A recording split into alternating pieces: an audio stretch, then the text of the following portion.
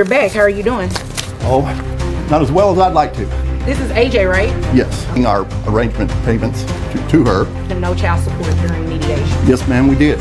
But her jobs or her insurance no longer covers him. There has to be what's called a material and substantial change. That's very disappointing.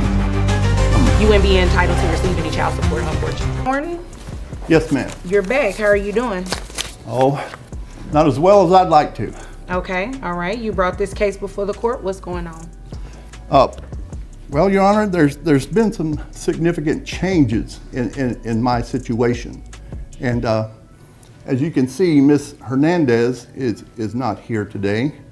And I have custody of the boy, and I have been, making our arrangement payments to her. Okay. Mr. Thorne steps into the courtroom heavy with exhaustion and heartbreak, standing alone where both parents should have been. The mother of his child didn't even appear. He's kept up with every payment, done his duty, but today something feels different. This isn't just about money anymore. It's about what he's about to reveal. Something deeper. Something that's been breaking him in silence. Arrangement payments to her. Okay. But since the boy has come to stay with me, he's gotten himself into a lot of trouble. Okay. What kind of trouble?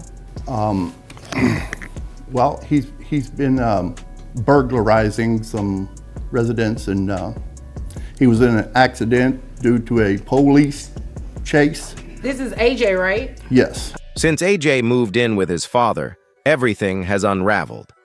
The boy's been caught stealing, and one reckless moment nearly ended his life in a police chase.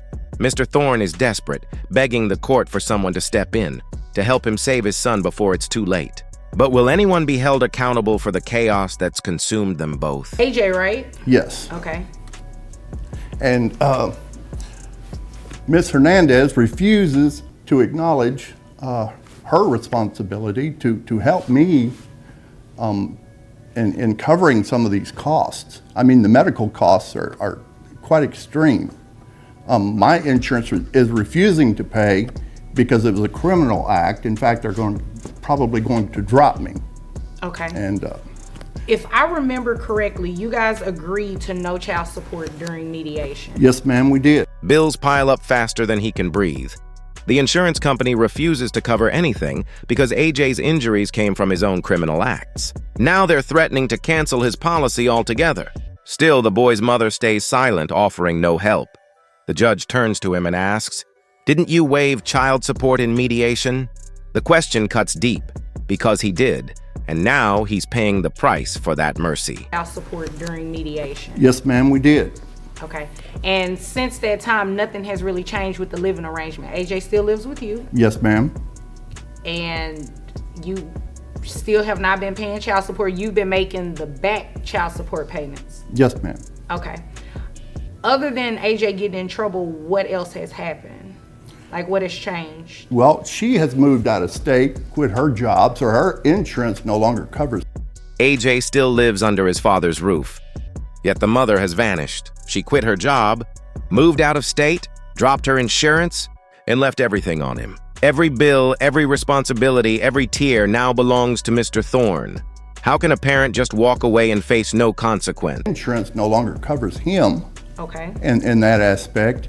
And, the court costs, fines, and due to that accident, there was a lot of damage in which he's liable for, or I am, and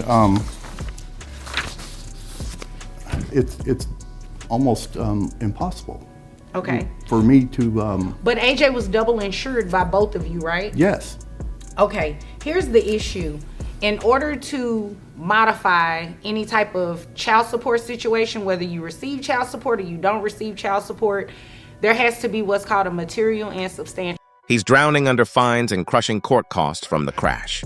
Even though AJ was insured under both parents, the burden has landed squarely on him. Now the court must decide if this is enough to justify changing child support, but justice here feels more like punishment. To be what's called a material and substantial change. That means that AJ's living arrangements would have had to have changed. Something about his educational expenses have changed. Something about mom's income would have had to have changed, but in you guys' case, you agreed in mediation to no child support. So to go from no child support to receiving child support, you would have to fall in one of those categories for a material and substantial change. And based on what you said, you really don't fall into one of those. That's very disappointing.